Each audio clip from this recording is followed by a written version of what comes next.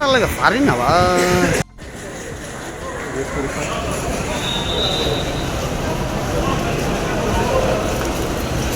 রাজ্যের জন্য বেসিক্যালি ত্রিপুরার জন্য যে ত্রিপুরা পুরো নর্থ ইস্টেই প্রচুর বৃষ্টি হয়, যেই কারণে বিটুমিনের রোড তৈরি করা হলে সেখানে রোডগুলো খুব তাড়াতাড়ি খারাপ হয়ে যায়। তার জন্য আমি নীতিন গাডকারিজিকে বলেছি যে আপনি নর্থ ইস্টে তো করুন, ত্রিপুরাতে আগামী টেন্ডারগুলি এনএইচের যতগুলি রোড হয় সেগুলো আরসিসি রোড করুন।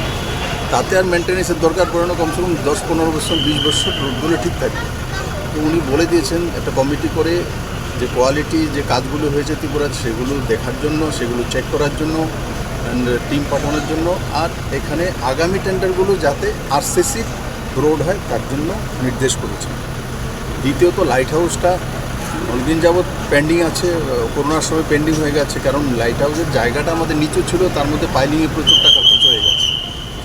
তার জন্য আমি মনোহরলাল সেক্রেটারিকে বলেছি, বলে আপনি এক্সট্রা টাকা দিয়ে দিন, কিন্তু সেটা একটা এক্সট্রা টাকা দিতে গেলে সেটা একটা লিগ্যাল সেকশনে গিয়েছে।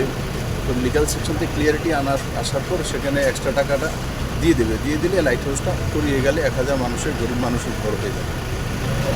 তো এগুলো নিয়ে স্বাভাবিকতা ত্রিপুরা ডেভেলপমেন্টের জন্য যা যা করতে পারি সেটা আমি করার চেষ্টা করব।